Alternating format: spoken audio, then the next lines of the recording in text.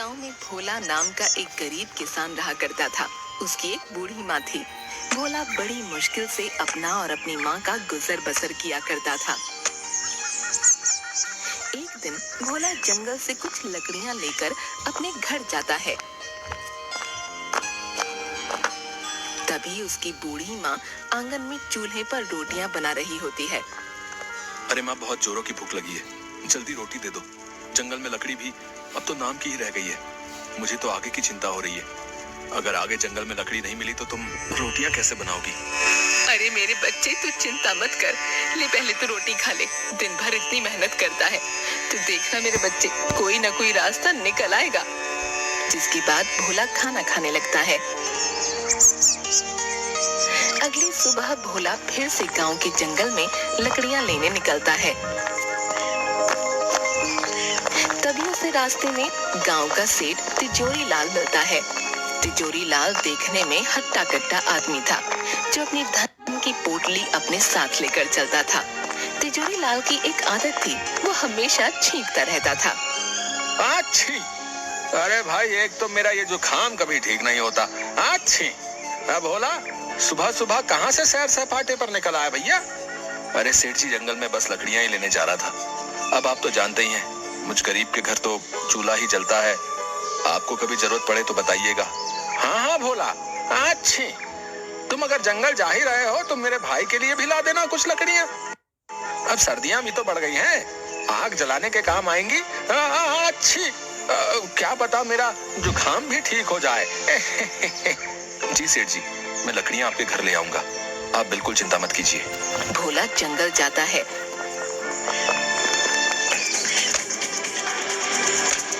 और कुछ लकड़ियां लेकर सेठ तिजोरी लाल के घर आता है। सेठ भोला को देखते ही, अरे आओ आओ भोला, अच्छी, आओ आओ, आखिर ले ही आए तुम लकड़ियां हैं। जी सेठ जी, ले आया, लीजिए, इतनी लकड़ियां इस सर्दी में जलाने के लिए काफी हैं। अरे अच्छी, बहुत अच्छा किया तुमने भोला भाई, वाह वाह वाह। अच्छी सेठ जी, मेरी माली हालत तो आप जानते ही हैं। अब तो घर में भी अन्न का एक दाना नहीं बचा। मुझे अपनी चिंता नहीं है, लेकिन मेरी बूढ़ी माँ, मैं उसे कैसे भूखा रखूं? आप मुझे कुछ पैसे उधार दे दीजिए, ताकि मैं थोड़ा खाने का सामान ले सकूं। मैं आपके पैसे जल्दी ही लौटा दूंगा। अच्छी, अरे भोला, मैं जानता हूँ तुम एक ईमानदार आदमी हो, लेकिन भाई तुम्हारी माली हालत भी अब किसी से छुपी है भला? पैसे तो मैं तुम्हें दे दूंगा, लेकिन भैया ब्याज सहित वापस भी लूंगा। हाँ अच्छी, ठीक है सेठ जी, जैसी आपकी इच्छा। अभी तो मुझे पैसों की बहुत जरूरत है, आप मुझे पैसे दे दीजिए। जिसके बाद सेठ भोला को कुछ पैसे देता है। भोला वो पैसे लेकर अपने घर आता है। अरे क्या हुआ बेटा, कहाँ रह गया था? कब से तेरी राह देख रही थी मैं। भोला अपनी माँ को सारी बात बताता है। अब तुम ही बताओ माँ, मैं क्या करता? घर में तो कुछ भी खाने को नहीं था, इसलिए मैंने सेठ तिजोरी लाल से कुछ पैसे उधार ले लिए। अब इन पैसों से मैं तुम्हारे लिए कुछ खाने को ले आऊंगा। अरे बेटा, तेरे पिताजी आज जिंदा होते तो हमें ये दिन नहीं देखना पड़ता। तेरे पिताजी इसी गांव में समोसे बनाकर बेचा करते थे। पूरे गांव में उन जैसे समोसे कोई नहीं बना सकता था। उनके बनाए समोसे इतने स्वादिष्ट होते थे कि सभी गांव वाले उंगलियां चाटते रह जाते थे। हाँ, क्या सच में माँ, पिताजी ऐसे स्वादिष्ट समोसे बनाया करते थे? बेटा, तू एक काम क्यों नहीं करता? सेठ तिजोरी लाल ने जो तुझे पैसे दिए हैं, तो इन्हीं से समोसे बनाने का सामान ले आ और समोसे बनाकर बेचने का काम शुरू कर दे। ऐसे तेरे पास कुछ पैसे भी आ जाएंगे, जिसके बाद तू सेठ तिजोरी लाल के पैसे भी लौटा देना। हाँ माँ, ये तो तुमने बिल्कुल सही कहा, मैं ऐसा ही करूंगा। तुम देखना माँ, मैं बहुत मेहनत और लगन से समोसे बनाऊंगा, फिर पिताजी की तरह मेरा भी इस गांव में खूब नाम होगा। भोला की माँ भोला की बात पर अपना सिर हाँ में हिलाती है। तभी भोला तिजोरी लाल के दिए पैसे से समोसे बनाने का सामान ले आता है और समोसे बनाने लगता है। उसकी बूढ़ी माँ भी भोला की समोसे बनाने में मदद करती है। थोड़ी देर बाद सारे समोसे बनकर तैयार हो जाते हैं। देखो माँ, कितने सारे समोसे बन गए हैं। अच्छा, अब मैं इन्हें लेकर गांव के बाजार में चलता हूँ। अच्छा ठीक है बेटा। जिसके बाद भोला समोसे लेकर गांव के बाजार में जाता है और वहीं बाजार में अपने समोसे लेकर खड़ा हो जाता है और जोर जोर से आवाज लगाने लगता है। अरे भाई, ये कौन मेरे ठेले के सामने चिल्ला रहा भैया? अच्छा, ये तो भोला है। इसकी इतनी हिम्मत, मेरे ही समोसे के ठेले के सामने अपने बेस्वाद समोसे लेकर आ गया। ये तूने अच्छा नहीं किया भोला, मैं तुझे यहाँ अपने सामने टिकने ही नहीं दूंगा। बता देता हूँ। हाँ, मेरे प्यारे गांव वालों, गर्मा गर्म समोसे खाओगे तो इधर आओ भोला के पास। अरे आओ आओ।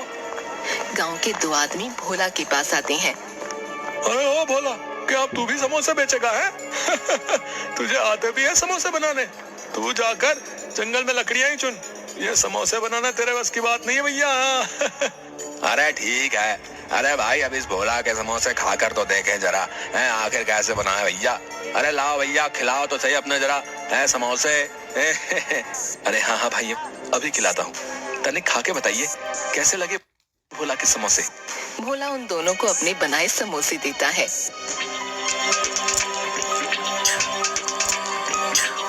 अरे अरे भोला, ये क्या गुड़ गोबर बना दिया है?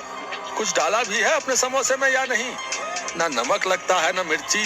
छी छी छी छी छी, सारा मुंह का स्वाद ही बिगाड़ दिया भैया। अरे भाई, ऐसे बेस्वाद और खराब समोसे तो हमने कभी नहीं खाए भैया। क्यों बोला भाई, समोसे आते नहीं बनाने तो क्या बनाते बताओ? तभी सामने के ठेले से आवाज आती है, जो सामने समोसे बेचने वाले कालू की थी। अरे भाई, यहाँ आओ मेरे ठेले पर। अरे कहाँ आप भी इस भोला के टुच्चे से समोसे खाने लगे? यहाँ आओ मेरे भाइयों, मैंने बनाए मजेदार एक नंबर के स्वादिष्ट गर्मा गर्म समोसे। आओ भैया आओ, खाओ खाओ भैया, आ जाओ भैया। तभी दोनों सामने वाले की दुकान पर चले जाते हैं। भोला ये देखकर बहुत दुखी होता है और अपने घर आ जाता है।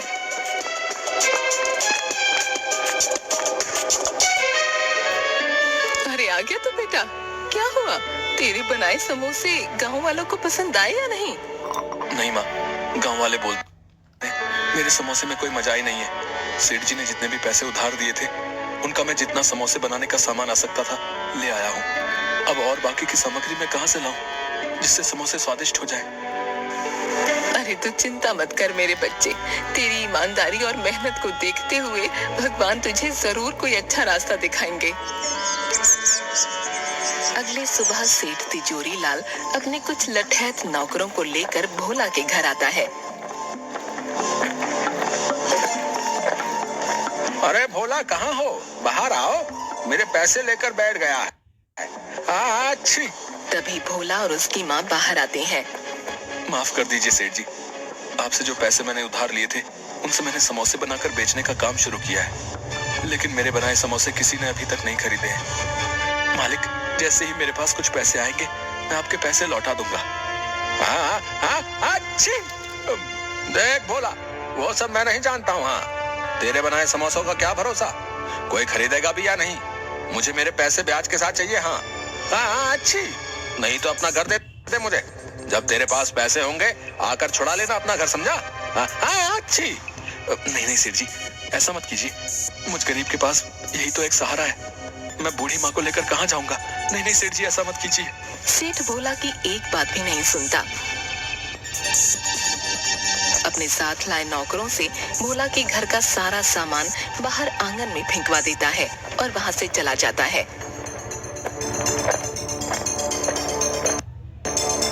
भोला और उसकी माँ वहीं घर के आंगन में उदास बैठे रो रहे थे। थोड़ी देर बाद भोला फिर से अपने वही बनाए समोसे लेकर बाजार में जाता है और वहाँ चुपचाप उदास मन से किसी के उसके बनाए समोसे खरीदने का इंतजार करने लगता है। तभी एक बूढ़ा आदमी भोला के सामने समोसे के ठेले पर जाता है। बेटा, मैं कई दिन से भूखा हूँ, अभी एक लंबी यात्रा से लौटा हूँ, मुझे कुछ खाने को दे दो, भगवान की तुझ पर कृपा होगी बेटा।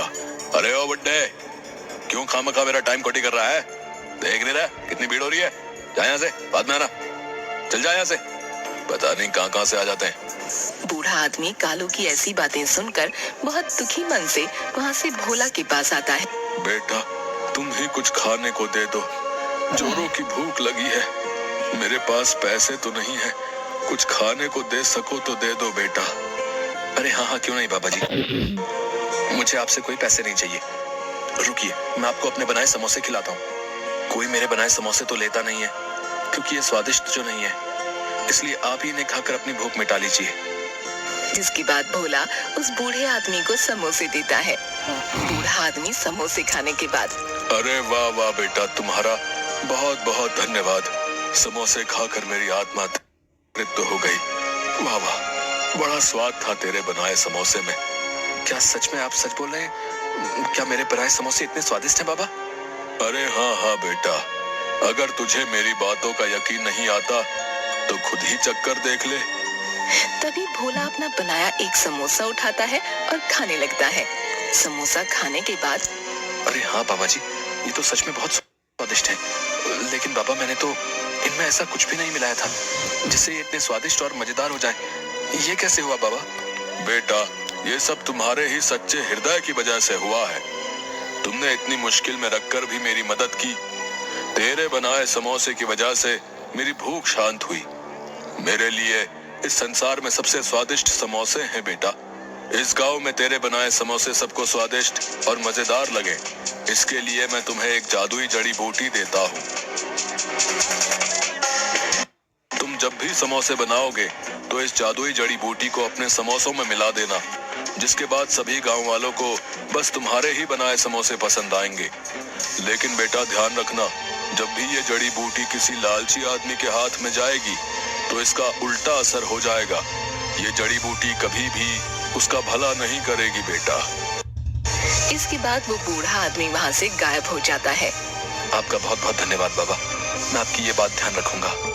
तभी भोला अपने घर जाता है और अपनी बूढ़ी माँ को सारी बात बताता है और दोनों आंगन में ही चूल्हे पर फिर से समोसे बनाने लगते हैं।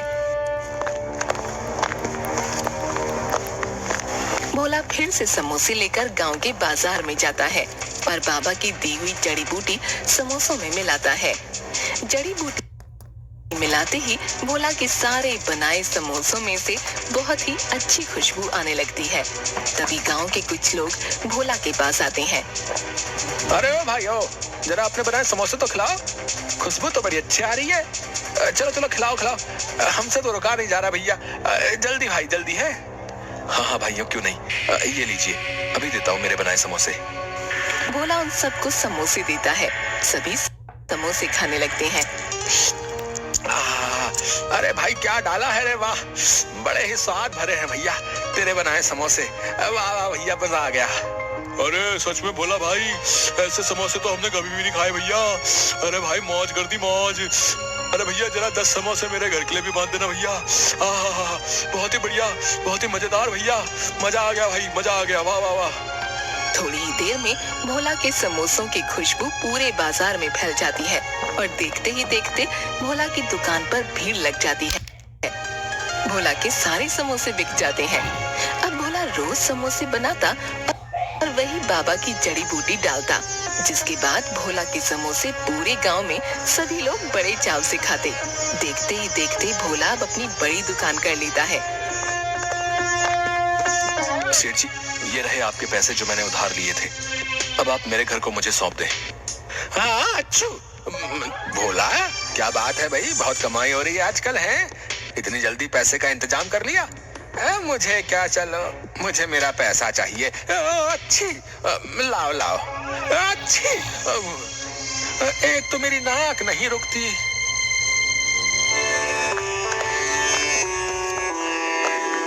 अब भोला और उसकी माँ आराम से अपना जीवन बिता रहे थे। भोला रोज अपनी दुकान पर खूब समोसे बनाता और बाबा की जड़ी मिलाता। पूरा दिन भोला की दुकान पर खूब भीड़ रहती। ये सब देखकर कालू की जान जल रही थी। अब उसके बनाए समोसे कोई भी गांव वाला नहीं खाता था, कोई भी उसके ठेले पर नहीं आता, सब भोला की दुकान पर जाते। एक दिन, अब तो मेरे ठेले पर कोई भी गांव वाला समोसे खाने नहीं आता, सब इस भोला के ही पास जाते हैं। नहीं नहीं, अब बस बहुत हुआ, इस भोले को तो सबक सिखाना ही पड़ेगा। आखिर अपने समोसे में ऐसा क्या मिलाता है जिससे इसकी बिक्री इतनी ज्यादा बढ़ गई है, इसका पता लगाना ही होगा।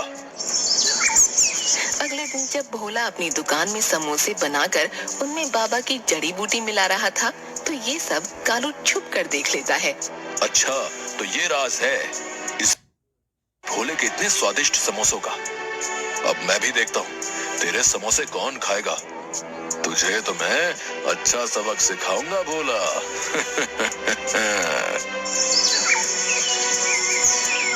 तभी कालू रात में भोला की दुकान में जाता है और वो जादुई जड़ी बूटी चुरा लेता है। अगली सुबह भोला अपनी दुकान पर आता है, लेकिन उसे अपनी जड़ी बूटी कहीं दिखती नहीं। अरे न जाने मेरी जड़ी बूटी कहाँ चली गई, न जाने मिल क्यों नहीं रही है। अरे आज तो मेरे मजे ही आ जाएंगे। अपने बनाए समोसों में उस भोला की ये जड़ी बूटी मिलाऊंगा। हाँ, फिर देखता हूँ कौन जाता है उस भोला की दुकान पर। लाओ भाई कालू, आज सामने भोला की दुकान पर अभी तक समोसे तो बने नहीं भैया। भूख बहुत तेज लगी है तो भाई अपने बनाए समोसे खिला दो भैया। अरे हाँ हाँ, क्यों नहीं भाई, आज ऐसे समोसे खिलाऊंगा कि स्वाद कभी भूल ना पाओगे। हाँ। तभी कालू अपने बनाए समोसों में वही जड़ी बूटी मिलाता है। अरे वाह कालू, आज तो तेरी चांदी ही कट जाएगी। हाँ, इस जड़ी बूटी के कमाल से सभी लोग आज तेरे ही पास आएंगे समोसे खाने। कितने सारे पैसे आएंगे आज तो। अरे वाह वाह वाह, ये सोचकर ही मुझे तो इतनी खुशी हो रही है। अरे भैया मजा ही आ जाएगा। हाँ।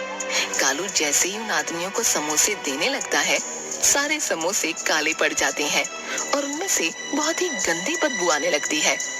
अरे छी छी छी कालू, अरे अरे कैसे समोसे बनाए भैया, एकदम काले हैं।